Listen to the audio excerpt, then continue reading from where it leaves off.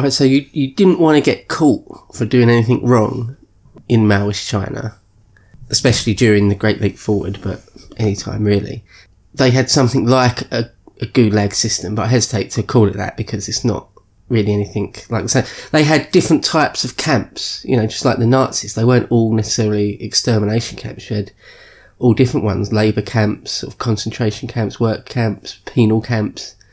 So yeah, the Chinese in this period had really two main types: labour camps, which were, you could quite often get worked to death in labour camps, so actual prisoners would be sent. But then they had re-education camps, which weren't necessarily as bad, but could be just as bad. But there you were there to be rehabilitated, at least on paper, rather than just, probably worked to death, or maybe beaten to death. Although that could still happen in bad ones. But what they also had was just a massive system of sort of local jails. The local party boss would have his own sort of jail, his own sort of re-education centre, where anyone that he deemed transgressed or was not sufficiently revolutionary enough or whatever could be thrown in sort of the local re-education camp stroke jail. So that had really run rampant, the rise of that sort of thing. Millions of people subject to it. And of course, you're probably going to get starved quite badly as well, if everyone else hasn't got enough food. Yeah, and like I said before, everyone's on the sly. Everyone's trying to get by nefariously, pretty much everyone. So it's just don't get caught. There's one story of a guy, he did something like he just put sort of raw manure on a patch of carrots, and then when the party sort of pulled him up for it, he said something like, "Oh, I don't care anymore," something like that. 10 years labour camp, really, really harsh sentences, completely arbitrary. The militia, they were the law. Mao's word was the law, and then the militia on the ground, really. And they were party people. Yeah, and just violence was just completely endemic to the whole system. I might not have really stressed that enough, but it just seems that, like the Khmer Rouge, it was just beatings. It was often, nearly always, with the stick. There's a saying in Chinese culture that says, "Kill a chicken to scare a monkey." So they quite often just make examples of a small number of people. That works. Anywhere in the world, that works. And, that was something that was done a lot, because party members are still few compared to all the people there are that need to be oppressed. So you just make examples of people a lot. Violence was just completely routine, according to all the accounts. Just systematic and habitual against everyone. And people have got to be made to learn that you either die, get beaten, or obey, right? Yeah, so there's the struggle sessions that are a bit more famous in the Cultural Revolution, but they had the exact same thing before that. Struggle sessions where anyone that's sort of outed a rightist or anything is just sort of publicly humiliated and berated and beaten, maybe executed. The cadres do as they please, and most are pretty evil characters, it seems. As many as half, it's documented, would beat people to death on a semi-regular basis, some on a totally regular basis, using their localities as just like their harem. Yeah, somewhere between a gangster and a pimp and a sex criminal and a murderer and party official. Yeah, like a spiral of violence. You have to be more and more repressive in that sort of world, it seems. Yeah, for women, quite often the humiliation would involve the cutting of hair, but some of these cadres, some of these places, they were really sadistic. There would be mutilations, cut your nose off, your ears off, or put your eyes out, or something just really unbelievable. A lot of it revolved around piss and shit, tied to a tree and covered in piss and shit and left there. It's not as murderous as you might think, although there were thousands and thousands of... They weren't actively trying to diminish their manpower, I imagine. Well, if you get mutilated as well, you might die from that. Yeah, easily. And being buried alive was a thing. They think tens of thousands of people were probably buried alive. And mock executions and mock alive burials were common. I think being buried alive has got to be one of the worst things. Just the true horror of being conscious and being buried alive. I remember when I was a child, like thinking of when I heard of different ways of being killed, like that and being burned alive were two of the most horrible. Yeah, I mean, much more painful being burned alive, but the horror wouldn't last all that long, more than a minute or whatever. But I suppose you might suffocate being buried alive first before anything else. You'd hope to. Wouldn't you? Yeah, probably hope to. Yeah, but the estimates are that between 6 to 8% of all the victims in the Great Leap Forward were beaten to death or buried alive. So we're talking... and so that might be somewhat, because all the figures are up for debate, but it might be around 2.5 million people in a 3.5-4 year period. So that does have to be called murder. Yeah, completely. Direct murder, isn't it? Yeah.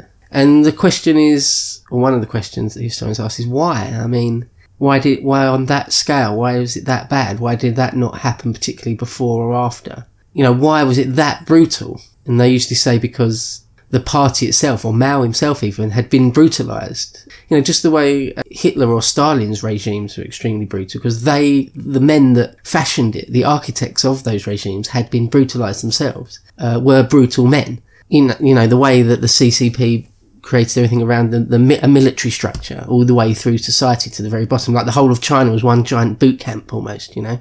And boot camps are or basic training's a brutal thing, isn't it? Like some people don't survive it. Probably a bit different these days. But yeah. I mean, and the cadres that were too lenient, or if the party decided they were too lenient, were themselves subject to struggle sessions and removal and maybe execution. So it's like a form of extreme peer pressure, sort of forced them into it. You know, terrified of being labelled a rightist. A quote of one cadre he said that it was impossible not to beat people to death, which seems crazy, or is crazy. But obviously had a logic to him, and lots of others, thousands of others. Yeah, everyone is terrorised from Mao's direct subordinates on down. So yeah, when the famine, you know, was at its height, it was basically a cull of weak people, or those that can't produce, those that can't work, were basically in a way culled. In that the canteens, it was a simple thing to just imagine you've got a massive vat or cauldron of soup or gruel or whatever, and you can skim the watery crap off the top with hardly any calories in it to people you don't like or you don't want, or that are weak or that are dying. And the strong ones, you go right to the bottom and give them a good old ladle with all the bit of meat and veg in it. Something as simple as that. Probably thousands, maybe millions of people succumbed just from that. It's unbelievable. You know, this is a time in the West when there's like, you know, Elvis and stuff. And swinging blue jeans. Yeah, so you got like a fatal spiral of malnutrition, like of poor performance and malnutrition, and on and on and on. That sort of thing has happened loads of times in history. It's called like performance feeding. Like when the German regime in World War II, when they were really, really running out of food at the end of the war, and they would, in their labour camps and things, they would do this performance feeding where you know, only the strongest really get any food, because there's just no point feeding the weak or the diseased, because, well, yeah. They're the last priority, the lowest priority. Yeah, the strongest get the most, because that's the priority, yeah. And then one of the worst, well, probably not the worst thing of all, but one of the worst things is the gigantic suicide rate during the Great Leap Forward. Again, figures are difficult to come by and not really clear, but it seems there was, well, between 1 and 3 million people committed suicide, the majority of which were women, the majority of which out of shame. There's endless accounts of women going through struggle sessions and then just killing themselves after. And I think Chinese people or people from Asia have got a really strong sense of honour and shame, probably more than we have. And face. Yeah. So to be maybe, let's say, stripped naked, hollered at, had piss and shit thrown at you, and maybe mildly beaten in front of everyone. Your exposed naked in front of everyone. Yeah. That's enough to just go hang yourself or jump in a river or something. You imagine you'll never get over it. And that play out, you know, a couple of million times probably. And all that happening to unworldly people as well. The misery, unbelievable. They often would call it being driven against the wall. She was driven against the wall. But on reflection, it can be argued that Mao did more good than harm. Yeah, so by 1961, when it was no longer a complete taboo to even mention that there was a famine going on, at first the party tried to... There was like 1 or 2 incidents that they discovered, and they tried to pass it off as incidents, but of course it was everywhere. And, I mean, they cracked down with even more oppression. They did tweak their policies. Yeah, so this is the period from sort of 61 to 66 sees Mao's absolute power decline. He's always the chairman of the party, so it's a bit funny the way it works. There's lots of really, really high up official titles, like being the head of state and things, but Mao has always retained sort of the fulcrum of power is in his hands. And he's the chairman of the party. Yeah. So other people can actually be the head of state and stuff, but he... the party rules the state. Yeah. But in this period, after the Great Leap Forward, they have to sort of start tweaking policies, like allowing, as I've said before, allowing markets to open up and stuff a little bit. And Mao doesn't like it. It's not revolutionary enough for him. And he's sort of kicked upstairs a little bit. Yeah, a couple of other people basically completely control policy more than he does for a few years. And the famine mostly abates by sort of 62 by 63. He's receded somewhat from active enforcement. That's right. So what they have is like big party plenums or party meetings or conferences where they all decide and vote on what the policies are going to be. And of course, you can imagine that different big dogs in the party have got factions around themselves. And those factions can ebb and flow. They can get bigger and smaller, including Mao's. So at times when he's really powerful, so for example, just after the 100 Flowers Bloom period, just before the Great Leap Forward, Mao's faction was all dominant. But by 1964, let's say, he's still chairman of the party. His cult of personality is as strong as ever. But actually at these conferences, he can't just say, this is the policy now and everyone go with me. He can't do that. There will be discussion. Yeah. Real discussion. Or there will be a couple of other factions, if they work together, can just sort of get their policy through, you know? And I presume the more disastrous it got, the more they found it easy to unite somewhat against him. Yeah. The more reality battered at the door. Yeah. So the main guy that sort of took over, I suppose, as the main policy maker in the period was a guy called Liu Shaoqi and also Deng Xiaoping, those two. Deng Xiaoping had already spent some time in the camp by this point? He had, yeah, once or twice. He goes on to have more time away. So in 1966, Mao kicks off what is called the Cultural Revolution, or more probably called the Great Proletarian Cultural Revolution. And it starts with, there's this play about a character called Hai Rei, who's a character in Chinese literature who sort of he spoke truth to power in the imperial period, and there's sort of stories and books and plays about him. And it started Mao got his wife Jiang Qing, who was sort of important in sort of the cultural world of the party, sort of the Department of Culture equivalent sort of thing, got her to plant a criticism of relatively recent play about this Hai Rei character and criticising it, saying it's counter-revolutionary sort of thing. And nobody knew that it had been planted by her, stroke Mao, and they just criticised this criticism and just dismissed it. So like, don't be silly sort of thing. And right there, Mao knows where his enemies are, where his next set of targets are. Anyone that criticised that. And this happened in 1966. So Mao kicks that off and then leaves Beijing, just sort of acts nonchalant, goes on some travels, which isn't uncommon, goes on some travels around China. And at the time they're in the middle of a policy called the Four Cleanups, classic sort of early Chinese communist sort of thing. It was basically just a policy to sort of a mini purge to clean the party a bit and make it a bit more streamlined and a bit less repressive again. Sort of thing Mao wasn't particularly for, but he goes on his travels in the middle of this the Four Cleanups, and he's sort of criticising what he calls these timid policies. Yeah, and so Jiang Qing, along with a few others, sort of form what you may have heard, the Gang of Four. You heard of them? Yeah. Yeah, so she's one of the four, and the other three are obviously sort of Maoist sycophants, and they're on board with this idea that he's got to basically it's a power play to retake power back to him and his faction within the party. So the Cultural Revolution is basically a call to rebel against the party, and Mao can do that from the very top of the party, sort of as an outsider of it, and that sort of goes down. People buy it. So the main targets are at first anyway are intellectuals and cadres and local bosses within the party. They criticise what they call bourgeois literary standards. Basically anyone that criticised this planted criticism of this high ray play can be labelled as having bourgeois literary standards. Well, being bourgeois is, obviously terrible. Let's get you put in a re-education camp straight away.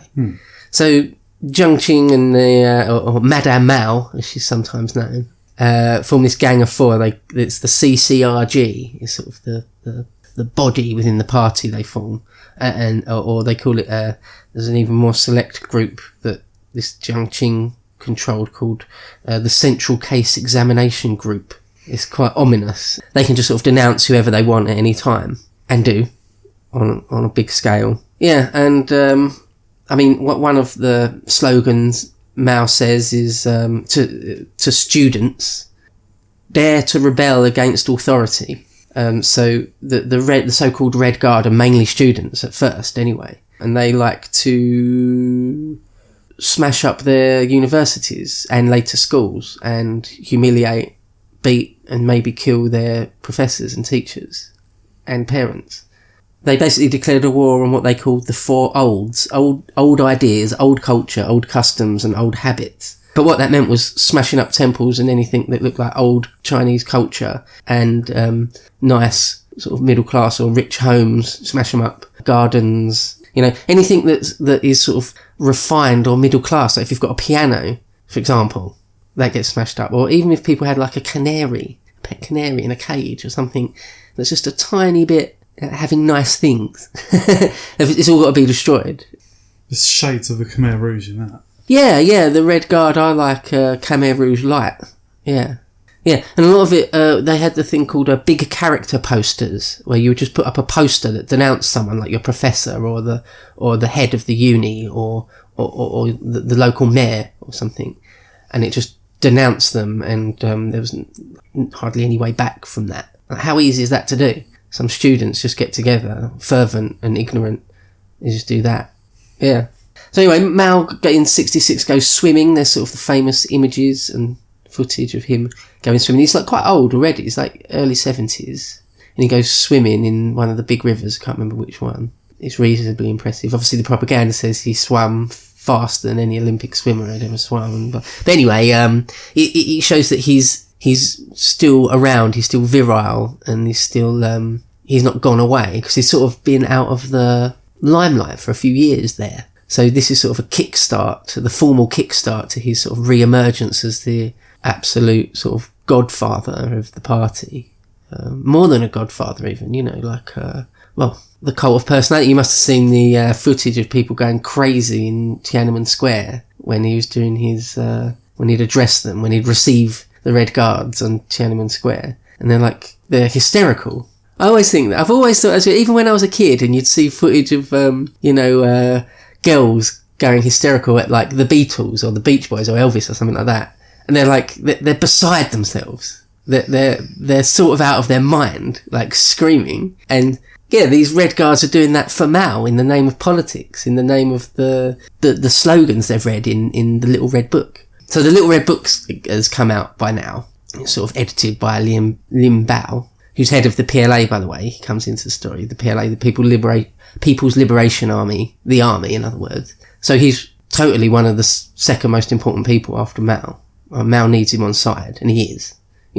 He edited the Little Red Book, so you can't get more on side than that. But so yeah, all these Red Guards, these students waving their Red Book, but I mean they predictably turn on themselves quite quickly, just like an endless multiplying of different factions within the Red Guards, and just like a religion, just like different types of Christians or different types of Muslims, we have schisms. They're just arguing over exactly what a particular passage means, or in this in this example, different sayings of Mao Zedong thought. They would argue, have massacres and bloodbaths over different interpretations of like a 3-line saying. Scripture, yeah. Yeah. But yeah, it's all very bloody. Lots of violence. There's one story that always sticks with me. It was some documentary I was watching. That's the reason why I don't want to go into huge detail about the Cultural Revolution compared to the Great Leap Forward, because there's so many documentaries about it seems. But I remember one story. It was a guy, I think he was an American diplomat in Hong Kong, and he said one day, coming down the river, because the Hong Kong is at the mouth of the Yellow River, I believe, a big river, really big river, flows out into the sea, and Hong Kong's just there, an island. He said one day, like, human bodies started floating down the river, and then loads more, and then loads more, and until it was almost clogged up with them. It couldn't have been clogged up because it's a huge river mouth, but thousands of bodies in the space of a couple of days or a few days just come floating down the river. And it was where Red Guards just had factional wars, sort of mini wars, I suppose, almost, between themselves. And there'd been one upriver somewhere. I mean, it's an insanely long river, so almost God knows where, but they all come floating down into Hong Kong harbour. And, of course, it's quite secretive, so even, like, an American diplomat in Hong Kong has probably got his finger on the pulse much more than most people, still was shocked. It was like, what's going on? Because that probably didn't happen during, the Great Leap Forward. No, in the Great Leap Forward, you had bouts of people trying to get across the border into Hong Kong and sort of sent away. But the river didn't flow with corpses like that. So yeah, in the Great Leap Forward, basically bourgeois thought is the enemy. So it is a thought crime situation you're in. People can just accuse you of something, or something you wrote maybe many years ago that was totally pro-party. Someone can just take it and spin it, and anyway, anyone can be denounced. It's just, it's a hysteria of denunciation. Yeah, bit of a horror situation, like real nightmare sort of situation. There was a list of sort of 10 categories of people that were particularly to be got. The ninth on the list was just intellectuals, and they were known as the stinking ninth, or the stinking ninth category, they were known as. And they particularly, your struggle session, if you're accused of being bookish or an intellectual in some way, could be pretty bad.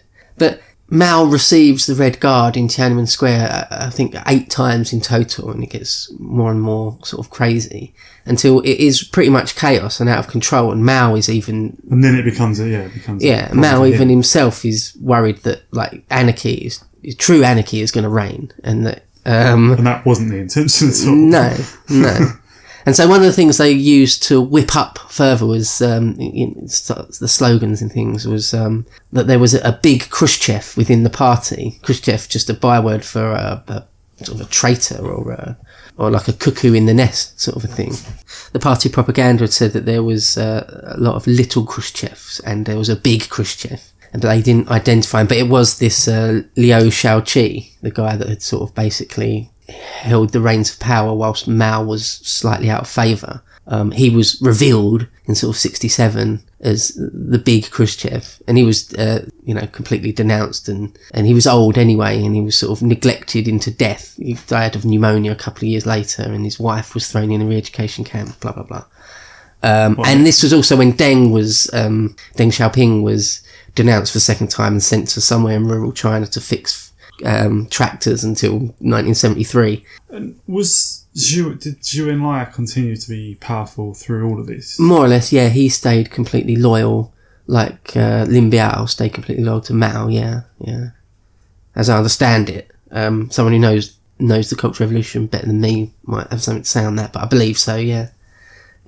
One of the things Mao had called for in 66, anyway, towards the end of 66, was to bombard the headquarters, meaning to take the Cultural Revolution out of just schools and universities into, local party or sort of just local government organisations. And so it spread from just students to everyone, to all sort of worker organisations. And so, yeah, this is when Mao himself starts to get a bit worried, because it's not just students anymore, it's all working people, almost. He realises he's actually lit a fuse. Yeah. So there's these really zealous and bloodthirsty like late teenagers. No, like full-grown men, workers' battalions, Red Guard ones. They've got names like the Workers' Scarlet Guards or the Workers' Second Regiment, and they battle amongst themselves for supremacy and also just will kill people that get in their way that they denounce and stuff. It's all getting a bit Khmer Rouge. So Mao decides, basically does an about face. He gets Lin Biao to, or even the PLA. There's like factions within the PLA that might or might not be loyal to the leaders of, the Second Workers Regiment rather than Mao and the party. So that won't do. So while the PLA is still more or less completely loyal, Mao uses them to just put down, in massacres if need be, anyone or anything that won't sort of stand down. He gets Madame Mao to recant all the things she'd said recently, like it's right to rise up against your elders and things.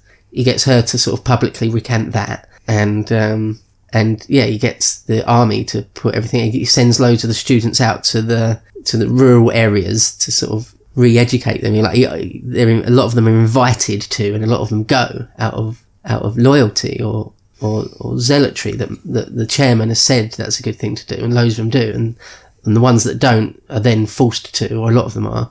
Many of them are never come back. So anyway, he uses the army just to put down this cultural revolution that nearly slid the country into total anarchy.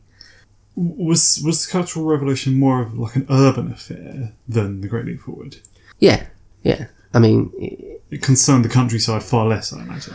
Well, in the Great Leap Forward, the famine bit the countryside harder, than rural areas. Although people still had famine edema and starved to death in cities, but it hit the countryside harder. Whereas the Cultural Revolution it's everywhere, but it would be. City. It comes from cities. Yeah, it goes out into the countryside, but it comes from the cities. Yeah. So by 1968, Mao has sort of a full crackdown. Like cracks down on it in 67, and by 68 he does sort of another wave, if you like, of full crackdown to really stamp out any last remnants of these Red Guard that want to set up sort of communes separate to the CCP and stuff. That won't do.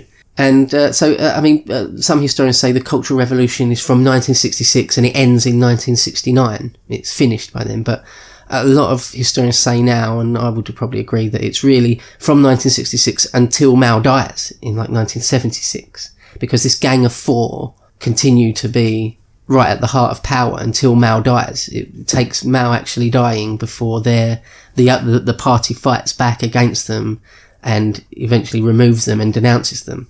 So Madame Mao, Jiang Qing, is put on trial, like a public, almost show trial, in sort of like 1981, I think it was. And you can see footage of that on YouTube now if you wanted. Yeah, and she was sent down for a long, long time and is massively reviled in China even to this day, apparently. And was Deng Xiaoping among those who led that? Yeah, who led the denunciations of the Gang of Four, yeah. After Mao died. Yeah. So when Mao dies, someone else takes over, like the guy that, I can't remember his name even, the guy that Mao sort of designated, but he was just another Quisling type. He tries to take over and just step straight into Mao's shoes and like just start a cult of personality about himself and just continue completely Marxist policies. But the party isn't really with him. There was someone like Deng Xiaoping who's been around since the beginning and actually has some reformist policies. So within a few months or a year or whatever it was, I'm not quite sure.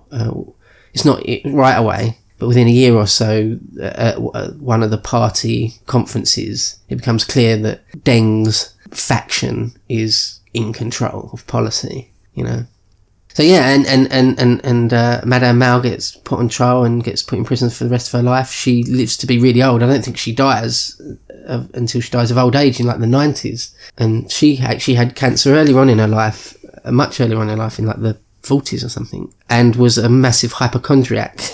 Yeah, so the Cultural Revolution really, by 1969, has sort of subsided in the sense that there aren't mass killings, but it still goes on in the actual cultural sense. So, for example, Madame Mao is in charge of, what films Chinese people are allowed to see, or what plays they're allowed to see, what books they're allowed to read, which books the party or she or Mao has decided are okay. And there's not that many. I may have got this wrong, I can't remember, but I think there's only 12 plays or something like that are allowed to be put on. And so the party take them to all around the countryside. And so there's loads of accounts of people saying they remember when they were kids that they'd see the same plays or the same films over and over again. They'll take projection systems out to the countryside and show them films. But Mao is quite old. I mean, he's not in great health. I mean, even when he meets Nixon in when was it, 72, I think? Yeah, in February 72, when he meets Dick Nixon and Kissinger, he's already in quite bad health. And that's sort of, 4.5 years before he dies. He dies in sort of late 76, September 76. And he's old and fat and he still smokes loads.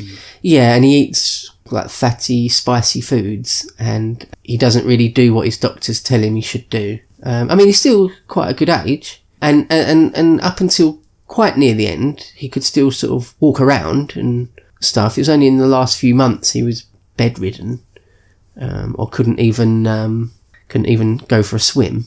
And it seems like he probably had a respiratory and heart disease. He had trouble breathing. And yeah, he stays sort of inside his compound in Zhonggonghai in Beijing. And eventually he sort of has a room next to... Yeah, he's got his own personal indoor swimming pool. He loves to swim, always had his whole life. And he likes to he has a room sort of set up next to the swimming pool. Sort of more or less like a hospital room. When people are dying, their room is sort of akin to a hospital room. He has one of them basically set up next to the room with his swimming pool ins, and he just goes between them for sort of the last chunk of his life. But he remains, the cult of Mao is absolute still, though. I mean, it does take his death before there's any question that his policies are going to be reversed or removed or anything. Yeah, but then after, when he does eventually die, there is... strong reversal. Yeah. Not immediately. Like I say, the guy that immediately takes over from him tries to continue on as though everything's going to be okay, but no, it isn't. I remember watching the Cold War, the series, The Cold War, and there's one guy, I don't know who he is, but someone who's reasonably close to Mao. He just says, finally, after he met Nixon and made some agreement and warmed relations with the US, he said, for the first time, I thought Mao had done a good thing, implying that everything he'd done until then had been... And that's one of Mao's closest advisors. Yeah, I think he's someone pretty close to Mao, yeah. Says it all, really. Yeah.